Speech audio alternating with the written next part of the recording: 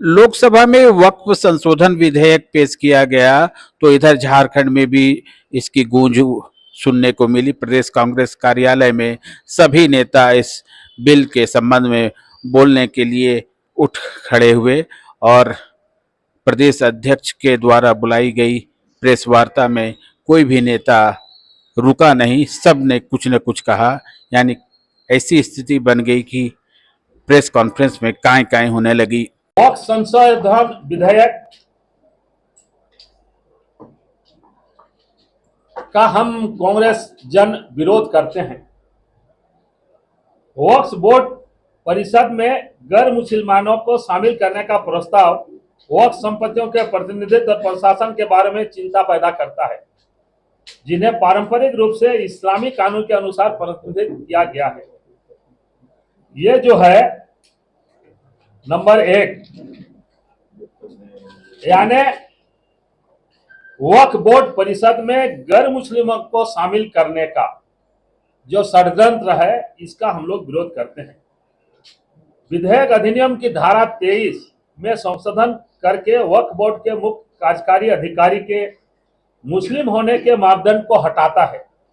इसके अतिरिक्त अधिनियम की धारा 9 में संशोधन करके विधेयक ने राज्य वक्फ बोर्ड और केंद्रीय वक्फ परिषद में 2 गैर मुसलमानों की अनिवार्य शर्त पेश की है। इसके अलावा विधेयक द्वारा धारा 9 में संशोधन के अनुसार परिषद में नियुक्त सांसदों, पूर्व न्यायाधीशों और प्रतिष्ठित व्यक्तियों का मुस्लिम होना आवश्यक नहीं है। ये संशोधन स्पष्ट रूप से मुस्लिम समुदाय के अपने मामलों के प्रबंधन से नियंत्रण को कमजोर करने और छीनने का प्रयास है और यह भारत के संविधान द्वारा प्रदत्त की गई धार्मिक स्वतंत्रता का स्पष्ट उल्लंघन है। यह विधेयक मुस्लिम समुदाय के धार्मिक भावनाओं से स्पष्ट हस्तक्षेप है और आरएसएस और भाजपा के मर्जी के अनुसार समुदाय की संरचना और कार्य प्रणाली को बदलने का प्रयास है। अवधारणा के आधार पर हम कोई विरोध नहीं कर रहे हैं। जेपीसी की कमेटी बनी थी, जेपीसी की कमेटी में हम लोगों ने अपनी बातों को रखा था और बिल में क्या है, मंशा क्या है उनकी, उस पर हमारा सवाल है। नीयत अच्छी होनी चाहिए। नीति आप कोई भी बनाइए, नीयत आपका है कि आप झगड़ा फसाद कराना चाहते हैं, आप बेरोजगारी का जो मुद्दा इस देश में है उससे विमुख कराना चाहते हैं लोगों को, महंगाई जो चरम पर है उसको कहीं ना कहीं किनारे करना चाहते हैं।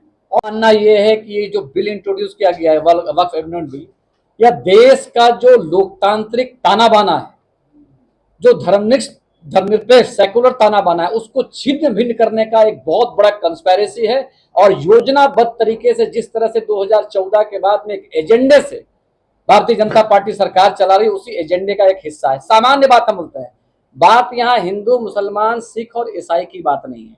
बहुत ठंडे दिमाग से हमको लगता है सबको कंसेप्ट क्लियर होगा, लेकिन एक आध बात पर आपका ध्यान आकर्षित करना चाहता हूँ। क्या आप कल्पना करते हैं कि देवघर का बाबा का जो मंदिर है या देवड़ी मंदिर जो है या किला मंदिर जो है, उसके प्रबंध समिति में कोई नॉन हिंदू वहां पर इंट्रोड्यूस हो?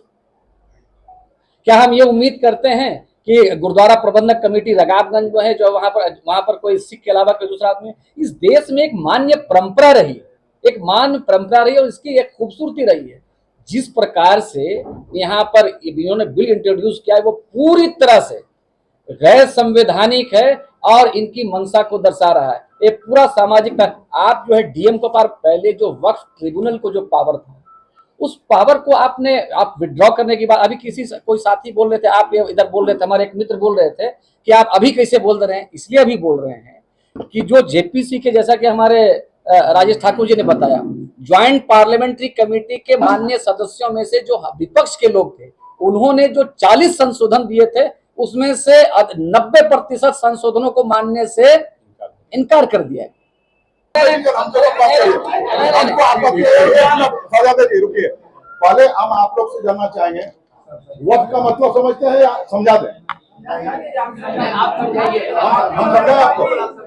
वक्त का मतलब ये हुआ कि वक्त का मतलब ये हुआ कि जो हमारी संपत्ति है, जैसे हम एक मुसलमान है, हमारा औलाद नहीं है, बेटा भी नहीं है, बेटी भी नहीं, हम वृद्धावस्था में चले गए, हमारा ये इच्छा हुआ कि हम अपनी संपत्ति को वक्फ कर देंगे। किसके नाम से? किसी व्यक्ति के नाम से नहीं, हम अपना संपत्ति को अपने इच्छा अनुसार हम अल्लाह के नाम से वक्फ कर देंगे। अब वो उस पर हम किसी दूसरे धर्म के लोग को हम उसमें इंटरफेयर नहीं करने देंगे, ये इसका हम विरोध करते हैं।